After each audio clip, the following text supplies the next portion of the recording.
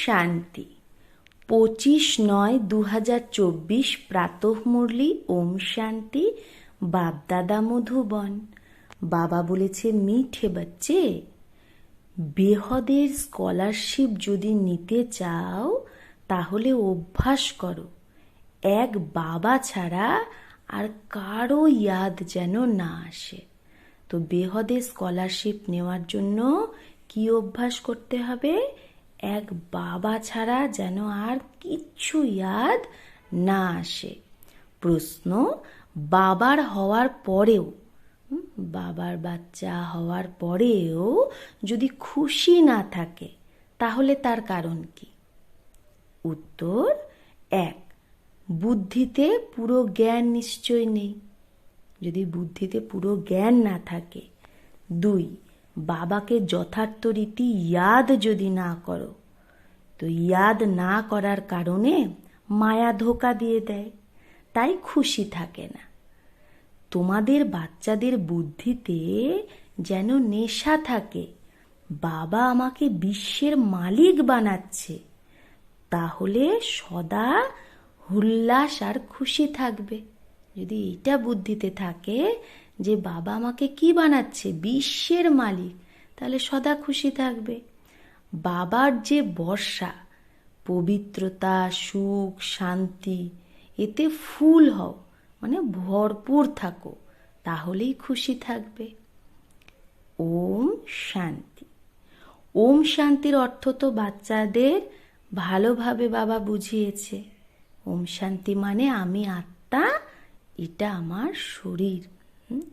ওম শান্তি মানে তো, ওম মানে আহম, আহম মানে কি? আমি আত্মা, শান্ত স্বরূপ। তাহলে আমি আর আমার আলাদা, আমি আত্মা আর এটা হলো আমার শরীর। এটা ভালোভাবে মনে রাখো। ভগবান মানে আত্মাদের বাবা, সে আমাদের পড়ায়। এরকম কখনো শুনেছ? মানুষ তো ভাবে শ্রীকৃষ্ণ পড়ায়, কিন্তু তার তো নামরূপ আছে না, শ্রীকৃষ্ণের তো নামরূপ আছে। এখানে তো পড়াচ্ছে নিরাকার বাবা, আত্মা শোনে আর পরমাত্মা শোনায়। এটা নতুন কথা না। বিনাশ তো হওয়ারই না, বিনাশ তো হোনে কাহি নেই হে। তাই বাবা বলছে এই জ্ঞানটা তো অবিনাশী, এই জ্ঞানটা তো বিনাশ হবেই না একবার শুনলে। এক হলো বিনাশকালে বিপরীত বুদ্ধি, আর এক হলো বিনাশকালে প্রীত বুদ্ধি। আগে তোমরাও বলতে ঈশ্বর সর্বব্যাপী, পাত্থার ভিতরে আছে। এই সব কথাগুলোকে ভালোভাবে বুঝতে হবে। এটা তো বোঝানো হয় যে আত্মা অবিনাশী আর শরীরটা বিনাশী। আত্মা কখনো ছোট বড় হয় না, কম বেশি ছোট বড় এরকম হয় না। তো এত ছোট আত্মার মধ্যে 84 জন্মের সারা পার্ট অবিনাশী সেট আছে। এই ছোট্ট আত্মাটা 84 জন্ম নিয়ে সারা পার্ট বাজায়। আত্মা শরীরকে চালায়। উঁচু থেকে উঁচু বাবা পড়ায়, তো নিশ্চয়ই পদ বা মর্তবাও আমরা উঁচুই পাব। আত্মাই পড়ে মর্তবা পায়, মানে পদ পায়। আত্মাকে দেখা যায় না, অনেক চেষ্টা করে দেখার যে আত্মা কি করে আসে, কোথা থেকে বেরোয়, কিন্তু বোঝাই যায় না। খুব বেশি কেউ যদি দেখেও তা বুঝতে তো পারবে না, না ওটা একটা ছোট্ট সূক্ষ্ম জ্যোতি। এটা তো তোমরা বোঝো যে আত্মাই শরীরে নিবাস করে। আত্মা আলাদা, জীব আলাদা, মানে আত্মা আলাদা, শরীর আলাদা।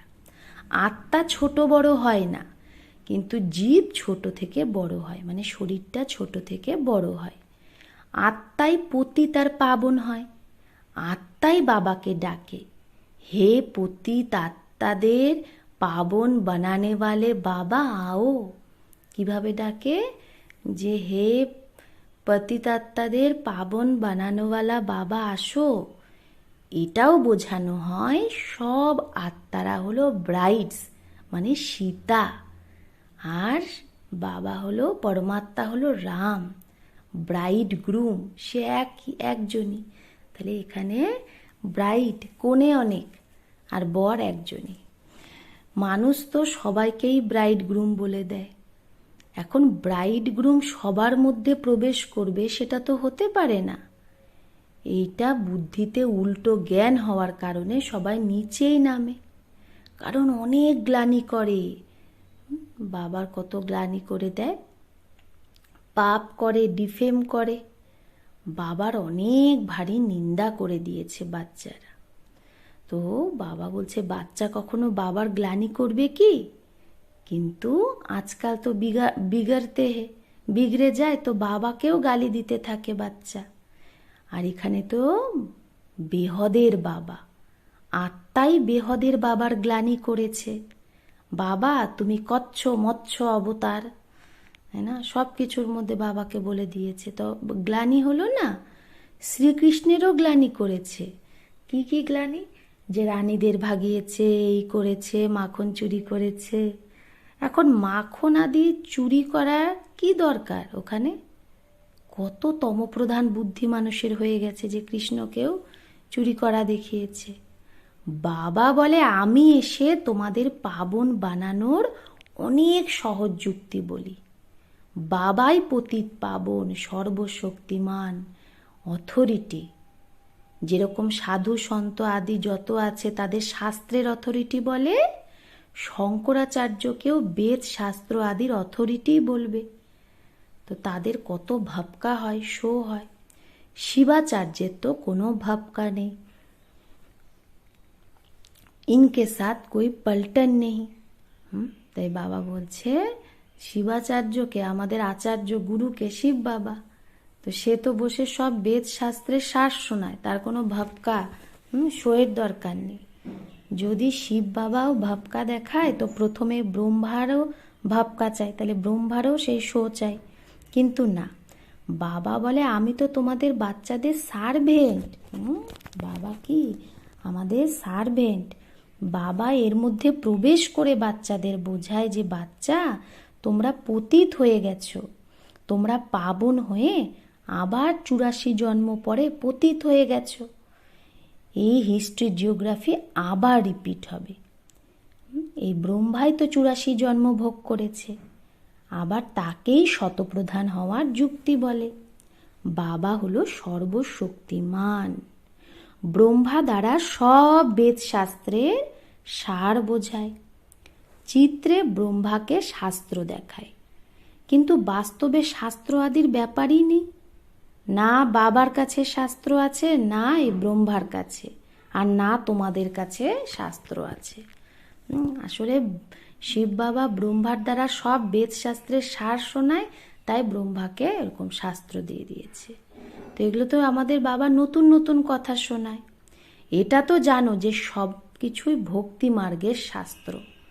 আমি কোনো শাস্ত্র থোড়েই শোনাই, আমি তো তোমাদের মুখ দিয়ে শোনাই, ব্রহ্মার মুখ দিয়ে তোমাদের রাজযোগ শেখাই, যার ভক্তি মার্গে নাম রেখে দিয়েছে গীতা। আমার কাছে বা তোমাদের কাছে কোনো গীতা আদি আছে কি? এটা তো পড়া, পড়াতে অধ্যায় শ্লোক আদি থোড়েই হয়। আমি তোমাদের বাচ্চাদের পড়াই হুবহু কল্পে কল্পে এইরকমই পড়াই, আর এরকমই পড়াতে থাকবো। কত সহজ কথা বাবা বোঝায়। নিজেকে আত্মা ভাবো। এই শরীর তো মিট্টি হো যাতা হে, মাটিতে মিশে যাবে। আত্মা অবিনাশী, শরীর তো ঘড়ি ঘড়ি জ্বলতা রহতা হে। কতবার আমরা শরীর নিয়েছি, আত্মা এক শরীর ছেড়ে আর এক শরীর নেয়। বাবা বলে আমি তো একবারই আসি, শিবরাত্রি মানায়ও না। বাস্তবে হওয়া উচিত শিব জয়ন্তী, কিন্তু জয়ন্তী বললে তো মাতার গর্ভ থেকে জন্ম হয়ে যায়, তাই শিবরাত্রি বলে দেয়। দাপর কলিযুগের রাত্রিতেই তো আমাকে খোঁজে সবাই, বলে সর্বব্যাপী ঈশ্বর। তো তোমার মধ্যেও আছে, আমার মধ্যেও আছে ভগবান, এরকম বলে। তাহলে কেন ধাক্কা খাচ্ছে মানুষ ভগবানকে খোঁজার জন্য? একদম যেরকম দেবতা থেকে আসুরি সম্প্রদায়ের হয়ে গেছে। দেবতারা কখনো শরাব পিতে হে ক্যা? দেবতারা কখনো মদ খায়? তাহলে সেই আত্মারাই, দেবতার আত্মারাই একদম নিচে নেমে গেছে। তাই শরাব আদি পিনে লাগ পড়ি হে। হ্যাঁ, শরাব, বিড়ি, সিগারেট, মাছ মাংস এগুলো খাওয়া শুরু করে দিয়েছে। বাবা বলে এখন এই পুরানো দুনিয়ার বিনাশও অবশ্যই হবে। পুরানো দুনিয়ায় অনেক ধর্ম, আর নতুন দুনিয়ায় একটাই ধর্ম। এক ধর্ম থেকে অনেক ধর্ম হয়ে গেছে, আবার নিশ্চয়ই একই হবে। এখন সব কিছু এক হয়ে যাবে। মানুষ তো বলে দেয় কলিযুগে এখনো 40,000 বছর পড়ে আছে। তো একে কি বলা হবে? ঘোর অন্ধকার। জ্ঞান সূর্যে প্রগটা অজ্ঞান অন্ধেরা বিনাশ।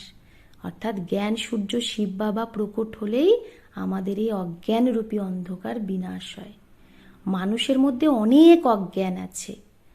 বাবা জ্ঞান সূর্য, জ্ঞান সাগর। সে যখন আসে তখনই তোমাদের ভক্তি মার্গের অজ্ঞান মিটে যায়। তোমরা বাবাকে ইয়াদ করতে করতে পবিত্র হয়ে যাও, খাদ বেরিয়ে যায়। এটা হলো যোগ অগ্নি। কাম অগ্নি তো কালো বানায়, যোগ অগ্নি অর্থাৎ শিব বাবার ইয়াদ গোরা বানায়। শ্রীকৃষ্ণের নামও রাখে শ্যাম সুন্দর, কিন্তু অর্থ থোড়েই বোঝে। বাবা এসে বোঝায় যে প্রথমে প্রথমে সত্যযুগে কত সুন্দর ছিল, আত্মা পবিত্র ছিল, সুন্দর ছিল, তো শরীরও পবিত্র সুন্দরী ছিল। সেখানে কত ধন দৌলত সব কিছু নতুন হয়। নতুন ধরনই আবার কি হয়ে যায়, ধীরে ধীরে পুরানো হয়ে যায়। এখন এই পুরানো দুনিয়ার বিনাশ অবশ্যই হওয়া দরকার। খুব তৈয়ারিয়া হো রহি হে, খুব প্রস্তুতি চলছে। ভারতবাসী এতটা বোঝে না যতটা ওই বাইরের দেশের ওরা বোঝে যে আমরা নিজের কুলেরই বিনাশ করছি। তারা বোম বানাচ্ছে, মিসাইল বানাচ্ছে, তারা তো বুঝছে যে এটার দ্বারা নিজের কুলেরই বিনাশ হবে। কোনো প্রেরক আছে এবং তারা যেগুলো বানাচ্ছে তারা ভাবছে যে কেউ আমাদের প্রেরণা দিচ্ছে এগুলো বানানো। সায়েন্স দ্বারা আমরা নিজেদেরই বিনাশ করছি। এটাও বোঝে ক্রাইস্টের 3000 বছর আগে প্যারাডাইস ছিল, এই গড গডেজের রাজ্য ছিল, ভারতই প্রাচীন ছিল। এই রাজযোগের দ্বারাই লক্ষ্মীনারায়ণ এইরকম হয়েছিল। সেই রাজযোগ আবার বাবাই শেখাতে পারে, সন্ন্যাসী তো শেখাতে পারে না। আজকাল কত ঠগি লাগি পড়ি হে। তাই বাবা বলছে আজকাল কত কি ঠগ হয়ে গেছে চারিদিকে। বাইরে গিয়ে বলে আমরা ভারতের প্রাচীন যোগ শেখাই, বিদেশে গিয়ে মানুষ বলে আমরা ভারত থেকে এসেছি প্রাচীন রাজযোগ শেখাতে। এখন আর একদিকে বলে যোগ শেখাতে এসেছি, আর একদিকে বলে अंडा খাও, ডিম খাও, শরাব আদি ভালে পিও, কুছ ভি করো। তুমি মদ খাও, ডিম খাও, যা কিছুই করো। তাহলে সে কি করে রাজযোগ শেখাতে পারে? মানুষকে দেবতা কি করে বানাবে তাহলে? বাবা বোঝায় আত্মা কত উঁচু, আবার পুনর্জন্ম নিতে নিতে সেই আত্মাই শতপ্রধান থেকে তমপ্রধান হয়ে যায়। এখন তোমরা আবার স্বর্গে স্থাপনা করছো, সেখানে অন্য কোনো ধর্ম হয় না। এখন বাবা বলে নরকের বিনাশ তো অবশ্যই হবে। ইহা তক জো আয়ে হে, বাবা বলেছে এতটা যে এসেছে নরক অবধি, আবার তো সে স্বর্গে যাবে। শিব বাবার অল্প যদি জ্ঞান শোনে তো স্বর্গে অবশ্যই যাবে। যদি অল্প জ্ঞান শোনে কেউ, তাহলে এই জ্ঞানটা তো বিনাশ হয় না, অবিনাশী, তাহলে স্বর্গে অবশ্যই যাবে। এবার যে যত পড়বে, বাবাকে ইয়াদ করবে, তত সেখানে উঁচু পথ পাবে। এখন বিনাশকাল তো সবার জন্যই। বিনাশকালে প্রীত বুদ্ধি যে বাবা ছাড়া আর কারো ইয়াদ যে করে না, সেই উঁচু পথ পায়। একে বলা হয় বেহদের স্কলারশিপ। এতে তো রেস করা উচিত, স্কলারশিপ নেওয়ার জন্য তো রেস প্রতিযোগিতা করা উচিত। কিন্তু এই প্রতিযোগিতা কি হিংসার প্রতিযোগিতা না, এটা হলো ঈশ্বরীয় লটারি। এক তো ইয়াদ, আর একটা দৈবী গুণ ধারণ করতে হবে। আর যদি রাজা রানী হতে চাও তাহলে প্রজাও বানাতে হবে। অনেকে কি কেউ কেউ অনেক প্রজা বানায়, আবার কেউ কম প্রজা বানায়। প্রজা হয় সার্ভিসের দ্বারা, যত সার্ভিস করব তত প্রজা হবে। মিউজিয়াম, প্রদর্শনী আদিতে ঢের প্রজা তৈরি হয়। এক এক দিনে কত মানুষ শোনে বাবার জ্ঞান। এই সময় তোমরা পড়ছো, তারপরে তোমরা সূর্যবংশী চন্দ্রবংশী ডিনাইস্টিতে চলে যাবে। এটা হলো তোমাদের ব্রাহ্মণদের কুল। বাবা ব্রাহ্মণ কুল অ্যাডাপ্ট করে তাদের পড়ায়। আমাদের বাবা পড়াচ্ছে, আগে অ্যাডাপ্ট করেছে, তারপরেই তো পড়াচ্ছে না। বাবা বলে আমি এক কুল আর দুটো ডিনাইস্টি বানাই। তাহলে আজকে একটা নতুন কথা বলেছে, একটা কুল বাবা বানাচ্ছে কি, ব্রাহ্মণ কুল, আর দুটো ডিনাইস্টি বানাচ্ছে কি কি, সূর্যবংশী আর চন্দ্রবংশী। সূর্যবংশী মহারাজা মহারানী আর চন্দ্রবংশী রাজা রানী। তো ইনহো কহেঙ্গে ডবল সিট তাজ। তাহলে তাদের কি বলা হবে, ডবল সিট তাজ। আর পরে যখন বিকারি রাজা হয়ে যায় দাপর যুগে, তো তাদের লাইটের তাজটা থাকে না। সেই ডবল তাজওয়ালোকে মন্দির বানাকর, তখন এই সিঙ্গেল তাজওয়ালা রাজারা কি করে, ডবল তাজওয়ালা রাজাদের মন্দির বানিয়ে তাদের পূজা করে, পবিত্রদের সামনে মাথা টেকে। সত্য যুগে এই সমস্ত কিছু হয় না। সেটা তো হলোই পাবন দুনিয়া, সেখানে পতিত কেউ হয় না। তাকে বলা হয় সুখধাম, ভাইসলেস ওয়ার্ল্ড। আর একে বলা হয় ভিশিয়াস ওয়ার্ল্ড, একজনও পাবন নেই। সন্ন্যাসীরা ঘর বাড়ি ছেড়ে জঙ্গলে ভাগে। রাজা গোপীচন্দ্রেরও উদাহরণ আছে। তোমরা জানো কোনো মানুষ একে অপরের গতি সদ্গতি দিতে পারে না। সবার সদ্গতিদাতা তো আমি এসে সবাইকে পাবন বানাই। এক তো পবিত্র হয়ে শান্তিধামে চলে যাবে, আর পবিত্র হয়ে আবার কোথায় নামবে, সুখধামে। এটা হলো অপবিত্র দুঃখধাম। সত্যযুগে বিমারি আদি কিচ্ছু হয় না। তোমরা ওই সুখধামের মালিক ছিলে, আবার রাবণ রাজ্যে দুঃখধামের মালিক হয়েছ। বাবা বলে কল্পে কল্পে তুমি আমার শ্রীমতেই স্বর্গ স্থাপন করো। আমরা বাবার শ্রীমতেই স্বর্গ স্থাপন করছি। নতুন দুনিয়ার রাজ্য নাও, আবার তোমরা পতিত নরকবাসী হও। দেবতারাই তো আবার বিকারী হয়ে যায়, বাম মার্গে নেমে যায়। মিঠে মিঠে বাচ্চাদের বাবা এসেই পরিচয় দেয় যে আমি একবারই এই পুরুষোত্তম সঙ্গম যুগে আসি। আমি যুগে যুগে তো আসি না, আমি কল্পের সঙ্গম যুগে আসি, নাকি যুগে যুগে। কল্পের সঙ্গমে কেন আসি? কারণ আমি এসে নরককে স্বর্গ বানাই। প্রত্যেক 5000 বছর পরে আসি। অনেক বাচ্চা লেখে, বাবা আমার খুশি থাকে না, উল্লাস থাকে না। আরে বাবা তোমাদের বিশ্বের মালিক বানাচ্ছে, আর এইরকম বাবাকে ইয়াদ করে তোমার খুশি থাকে না? তুমি পুরো ইয়াদ করো না, তাই তোমার খুশি থাকে না। পতিকে ইয়াদ করলে খুশি হয়, যে পতিত বানায়। আর বাবা বলছে দুনিয়ায় পতি, যে পতি তোমাকে পতিত বানাচ্ছে, তাকে ইয়াদ করলেও তোমার খুশি থাকে। আর বাবা যে ডবল সিট তাজ বানায়, তাকে ইয়াদ করে তোমার খুশি থাকছে না? বাবার বাচ্চা হয়েছো তাও বলছো খুশি নেই? পুরো জ্ঞান তার মানে বুদ্ধিতে নেই। ইয়াদই করো না, তাই মায়া ধোকা দিয়ে দেয়। মায়া নানাভাবে খুশি গায়েব করার চেষ্টা করে। বাচ্চাদের কত ভালোভাবে বাবা বোঝায়, কল্পে কল্পে বোঝায়। আত্মা যেটা পাথর বুদ্ধি হয়ে গেছে, তাকে পারস বুদ্ধি বানায় বাবা। নলেজফুল বাবাই এসে নলেজ দেয়। তো বাবা তো প্রত্যেক কথায় ফুল, পিওরিটিতে ফুল, নলেজে ফুল, প্যার মে ফুল, ভালোবাসায় ফুল ভর্তি, জ্ঞানের সাগর, সুখের সাগর, প্যারের সাগর না? এইরকম বাবার থেকে তোমরা এইরকমই বর্ষা পাও। এইরকম হওয়ার জন্যই তো তোমরা আসো। বাকি ওই সৎসঙ্গ আদি তো সব ভক্তি মার্গের, তাতে এম অবজেক্ট কিচ্ছু নেই। তো বাবা বলে একেই তো গীতা পাঠশালা বলা হয়, বেদ পাঠশালা না। গীতার থেকেই নর থেকে নারায়ণ হও। গীতা দ্বারাই আমরা নর থেকে নারায়ণ হই। নিশ্চয় বাবাই বানাবে না, মানুষ মানুষকে দেবতা বানাতে পারে না। বাবা বারবার বাচ্চাদের বোঝায়, বাচ্চা নিজেকে আত্মা ভাবো, তোমরা কোনো দেহ থোড়েই, আমরা কি দেহ? আমরা তো আত্মা। আত্মা বলে আমি এক দেহ ছেড়ে আর এক দেহ নিই। अच्छा, मीठे मीठे सिकिलधे बच्चों प्रति माता पिता बाप दादा का याद प्यार और गुड मॉर्निंग। रूहानी बाप की रूहानी बच्चों को नमस्ते। हम रूहानी बच्चों की रूहानी माता पिता बाप दादा को याद प्यार गुड मॉर्निंग और नमस्ते नमस्ते नमस्ते। शुक्रिया बाबा, आपको लाख लाख शुक्रिया।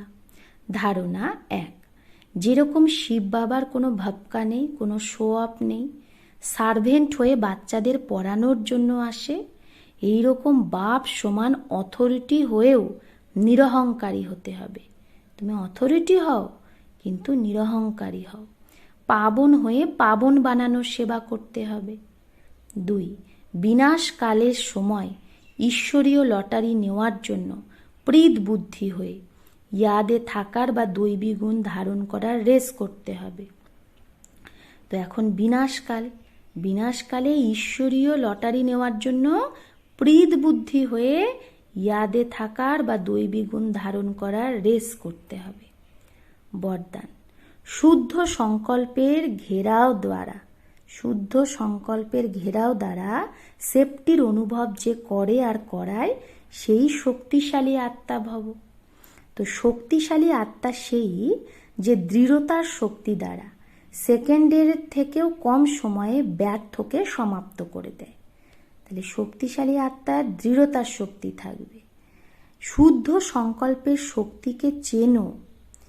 একটা শুদ্ধ বা শক্তিশালী সংকল্প অনেক কামাল করে দিতে পারে। শুধু যে কোনো দৃঢ় সংকল্প যদি করো তাহলে দৃঢ়তা সফলতা নিয়ে আসবে। বাবা বলছে সংকল্প তুমি দৃঢ় করো, তাহলে সেটা সফলতা নিয়ে আসবে। সবার জন্য শুদ্ধ সংকল্পের বন্ধন ঘেরাও এইরকম বাঁধো যে কেউ যদি অল্প কমজোরও হয় তার জন্য এই ঘেরাও একটা ছত্রছায়া হয়ে যাবে। যে কমজোরি তার জন্য তুমি শুদ্ধ সংকল্প করো, যাতে সেই সংকল্প তার জন্য একটা ছত্রছায়া হয়ে যায়, সেফটির সাধন বা কিলা দুর্গ হয়ে যায়। স্লোগান, সব থেকে শ্রেষ্ঠ ভাগ্য তারই যে ডাইরেক্ট ভগবান দ্বারা পালনা, পড়া আর শ্রেষ্ঠ জীবনের শ্রীমত পায়। তাহলে সব থেকে শ্রেষ্ঠ ভাগ্য কার? যে ডাইরেক্ট ভগবান দ্বারা পালনা, পড়া আর শ্রেষ্ঠ জীবনের শ্রীমত পাচ্ছে। তাহলে কে হলো সেই ভাগ্যবান আত্মা? আমরাই। হ্যাঁ, আমরা বাবার থেকে ডাইরেক্ট পালনা পাচ্ছি। বাবা আমাদের অমৃত বেলায় ঘুম থেকে ওঠায়, তারপরে মুরলি শোনায়, পড়াচ্ছে, সারা দিনে বাবার বরদান আমাদের সাথে থাকে। তাহলে আমরা কত ঈশ্বরীয় পালনা পাচ্ছি, তাহলে কত শ্রেষ্ঠ ভাগ্য আমাদের। আচ্ছা, ওম শান্তি।